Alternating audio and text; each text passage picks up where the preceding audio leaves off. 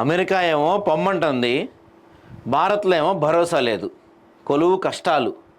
America నుంచి తిరిగి వస్తున్న వారికి ఇక్కడ ఉద్యోగాలు రావడం కష్టంగా మారిన వైనం. ఐటీ సంబంధిత రంగాల్లో కాస్తంత మెరుగు, మెకానికల్, కెమికల్ ఇంజనీరింగ్లో కష్టమే, ఉద్యోగం వచ్చినా జీతం తక్కువనే ఆవేదన. కొలువులు ఉన్నాయి కానీ వారే డాలర్ లెక్కలో జీతా ఆశిస్తున్నారు అని హెచ్ఆర్ మేనేజర్లు చెప్తున్నారంటండి.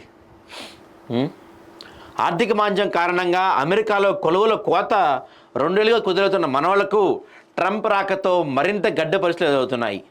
అక్కడ ఉంటే ఏ క్షణంలో ఉద్యోగం పోతుందో తెలియక అలాగని ధైర్యం చేసి భారత్ కాలేక అక్కడే సర్దుకుపోతున్నారు కొందరు. ధైర్యం చేసి ఇక్కడికి వచ్చి ఎన్ని ప్రయత్నాలు చేసినా ఉద్యోగం రావట్లేదని వాపోతున్నారు మరికొందరు.